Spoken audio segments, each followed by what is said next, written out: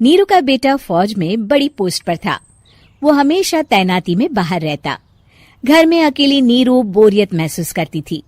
नीरू की सहेलियों ने उसे सलाह दी कि वो अपने बेटे की शादी करवा दे। बहू के आ जाने से सब ठीक हो जाएगा। बेटा अपार, तू तो फौज में रहता है, मुझे घर में अकेलापन काटने को दौड़ता है। तू एक काम कर बेटा, शादी कर ले, फिर बहू के साथ मैं घर में आराम से रहूंगी। क्या माँ, मैं जब तक मेजर नहीं बन जाता शादी नहीं करूंगा। तुम कहीं घूमने जाया करो, लेकिन शादी की बात मत करो। इतना कहकर अपार वहां से चला जाता है, लेकिन जाते वक्त उसे माँ की भी चिंता रहती है। एक दिन दरवाजे की घंटी बजती है। नीरू दरवाजा खोलती है तो सामने एक सुंदर सी लड़की साड़ी पहनकर सर पर पल्लू रखकर खड़ी होती है। कौन हो तुम बेटा, और तुम्हें किसने भेजा है? मेरा नाम कंचन है और मैं आपके बेटे अपार की बीवी और आपकी बहू हूँ। तभी घर का फोन बजता है। नीरू फोन उठाती है तो अपार का फोन होता है।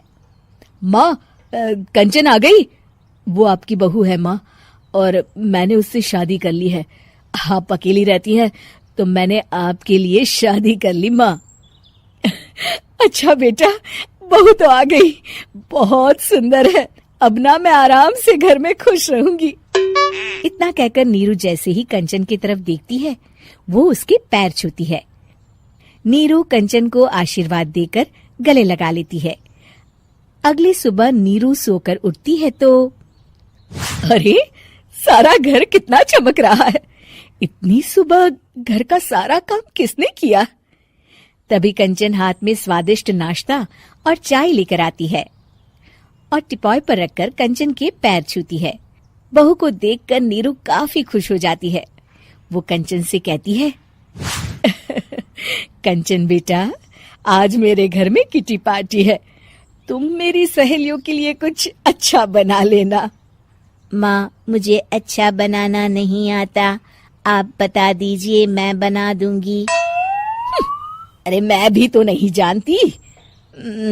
ऐसा कर, शाम को इटालियन खाना, सी फूड और चाइनीज खाना बना लेना, ठीक है? कंचन नीरू की बात सुनकर खुश हो जाती है। हाँ माँ, मैं तो ये सब बना सकती हूँ, आप चिंता ना करें। शाम को नीरू की सहेलियां आती हैं, जहाँ कंचन अकेले बनाए स्वादिष्ट खाना बनाकर खिलाती है। वो सारी सफाई कर सबको खुश कर देती है। कंचन अंदर किचन में जाती है कि तभी नीरू की सहेली बोल पड़ती है। अरे नीरू, तेरी बहू तो बड़ी परफेक्ट है, तेरी हर बात मानती है और सारा काम भी अकेले करती है, तुझे शिकायत का मौका भी नहीं देती। लेकिन क्या फायदा, बेचारी नीरू का जीवन तो बहू के आने के बाद भी बोरिंग का बोरिंग ही रहा। क्यों, ऐसा क्यों बोल रही है? अब तो मेरे साथ मेरी बहू भी रहती है। हाँ, रहती तो है, लेकिन मैं ऐसी लड़कियों को बहुत अच्छे से जानती हूँ।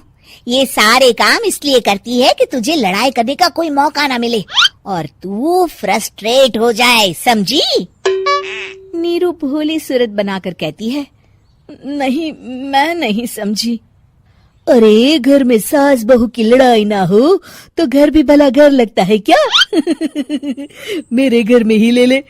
सुबह से बहू के साथ लड़ाई में इतनी चहल पहल रहती है कि मन हमारा भी लगा रहता है और पड़ोसियों का भी। नीरू मन में सोचती है, बात तो सही है। अगर ये मेरी शिकायत के बिना ही हर काम कर देगी तो मैं क्या करूंगी? रात को नीरू सोने के लिए कमरे में जाती है, जहाँ कंचन उसके पैर दबाने लगती है। नीरू को अच्छा तो लगता है, लेकिन वो किसी भी तरह से उससे लड़ाई करना चाहती है। बहू, दर्द पैर में नहीं सर पर है और तू मेरे पैर दबा रही है। मैं सर दबा देती हूँ माँ जी। ये कहकर वो उसका सर दबाने लगती है। तू एक काम कर, मेरे लिए बादाम वाला दूध ले आ, जा। कंचन जाकर सास के लिए दूध ले आती है। अब नीरू उसे जो कहती कंचन झट से कर देती।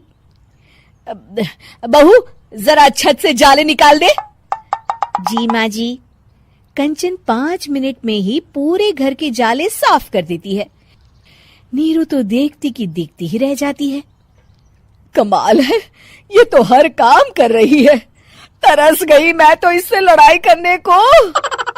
इतना कह के नीरू चली जाती है।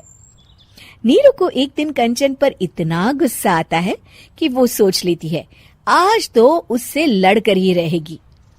मौका देखकर नीरू कंचन को पैर से लंगड़ी देकर गिरा देती है, जिसके बाद जो होता है नीरू को विश्वास ही नहीं होता।